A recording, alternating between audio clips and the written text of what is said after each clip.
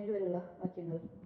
തോബീതിന്റെ പ്രാർത്ഥന. ഞാൻ ദുഃഖഭാരത്തോടെ കരഞ്ഞു, ഹൃദയവൃത്തിയോടെ ഞാൻ പ്രാർത്ഥിച്ചു. കർത്താവേ, അവിടുന്ന് നീതിമാനാണ്. അങ്ങയുടെ പ്രവൃത്തികളും അങ്ങയുടെ മാർഗ്ഗങ്ങളും കാരുണ്യവും സത്യവും നിറഞ്ഞതാണ്. അങ്ങയുടെ വിധി എന്നും സത്യവും നീതിനിഷ്ഠവുമാണ്. എന്നെ ഓർക്കുകയും കാരുണ്യപൂർവ്വം കടാക്ഷിക്കുകയും ചെയ്യണമേ. എന്നെ എന്റെ പിതാക്കന്മാരുടെയും പാപങ്ങൾ ഞാൻ അറിയാതെ ചെയ്ത അപരാധങ്ങളും അങ്ങ് ശിക്ഷ നൽകരുതേ. അങ്ങയുടെ കൽപ്പനകൾ അവർ പാലിച്ചില്ല. അതിനാൽ അങ്ങ് ഞങ്ങളെ കവർച്ചയ്ക്കും അടിമത്തത്തിനും മരണത്തിന് ഏൽപ്പിച്ചു കൊടുത്തു. ഞങ്ങൾ ചിതറിപ്പാർത്ത ഇടങ്ങളിലെ ജനതകൾക്ക് ഞങ്ങൾ പരിഹാസത്തിന്റെ പര്യായമായി തീർന്നു. എന്റെയും എന്റെ പിതാക്കന്മാരുടെയും പാപങ്ങൾക്ക് അങ്ങ് നൽകിയ ശിക്ഷ ന്യായയുക്തമാണ്. കാരണം ഞങ്ങൾ അങ്ങയുടെ കൽപ്പനകൾ പാലിച്ചില്ല.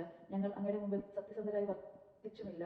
അങ്ങ് ഇഷ്ടാനുസരണം എന്നോട് പ്രവർത്തിക്കുക. എന്റെ ജീവൻ തിരിച്ചെടുത്തുകൊള്ളുക. ഞാൻ മരിച്ച് മണ്ണായി തീർന്നുകൊള്ളട്ടെ. ജീവിക്കുന്നതിന് ഇതിനേക്കാൾ ഭേദം മരിക്കുകയാണ്. പാദങ്ങൾക്ക് ഞാൻ ഇരയായിരിക്കുന്നു. എന്റെ ഹൃദയാവസ്ഥ ദുസ്സഹനമാണ്. ഈ ദുഃഖത്തിൽ നിന്ന് മുക്തി നേടി ശാശ്വത ഭവനത്തിലേക്ക് പോകാൻ അങ്ങ് കൽപ്പിച്ചാലും അങ്ങ് എന്നിൽ നിന്ന് മുഖം തിരിക്കരുതേ. സാറ. അന്ന് തന്നെ മറ്റൊരു സംഭവം ഉണ്ടായി. മോദിയായിലെ എക്ബത്താനയിൽ റഘുവേലിന്റെ മകൾ സാറയിൽ അവളുടെ പിതാവിന്റെ പരിചാരകർ അധിക്ഷേപിച്ചു. 7 പ്രാവശ്യം വിവാഹം ചെയ്തവളാണ്. എന്നാൽ അവളെ പ്രാപിക്കുന്നതിന് മുമ്പ് ഓരോ ഭർത്താവും അസ്മോദോസ് എന്ന ദുഷ്ടപിശാചിനാൽ വധിക്കപ്പെട്ടിരുന്നു. അതിനാൽ പരിചാരകന്മാർ അവളോട് ചോദിച്ചു, നീ തന്നെയല്ലേ ഭർത്താക്കന്മാരെ കഴുത്ത് നെരിച്ച് കൊന്നത്? 7 പേരെ നിനക്ക് ലഭിച്ചു, എന്നാൽ ആരുടെയും നാമം ധരിക്കാൻ നിനക്കിടയായില്ലല്ലോ. ഞങ്ങളെ തല്ലുന്നത് എന്തിനാണ്? അവൾ മരിച്ചെങ്കിൽ നീയും അവളോടൊപ്പം പോവുക.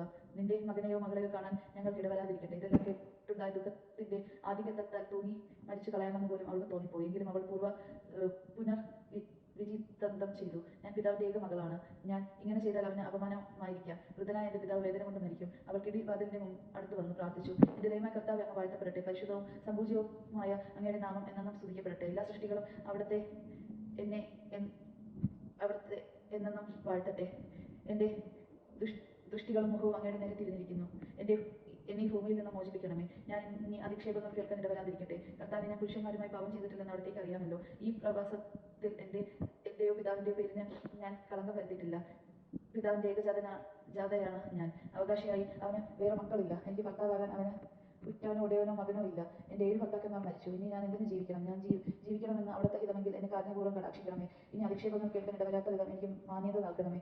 ഇരുവരുടെയും പ്രാർത്ഥന ദൈവത്തിന്റെ മഹനീയ സന്നിധിയിലെത്തി. അവർ ഇരുവർക്കും ഉപശാന്തി നൽകാൻ തോബീത്തിന്റെ കണ്ണുകളിലെ വെളുത്ത പടലം നീക്കം ചെയ്യാനും റഘുവേലിന്റെ പുത്രി സാറയെ തോബീത്തിന്റെ പുത്രൻ തോബിയാസിന് വധുവായി നൽകാനും അസ്മോദേവോസ് എന്ന ദുഷ്ടമൂർത്തിയെ ബന്ധിക്കാനും റഫായേൽ നിയുക്തനായി. സാറയെ സ്വന്തമാക്കാൻ തോബിയാസിനായിരുന്നു അവകാശം. തോബിയാസ് മടങ്ങി വന്ന് വീട്ടിലേക്ക് കയറിയതും റഘുവേലിന്റെ പുത്രി സാറ മുകളിലെ മുറിയിൽ നിന്ന് ഇറങ്ങി വന്നതും ഒരേ നിമിഷത്തിലായിരുന്നു. ദൈവജനമാണ്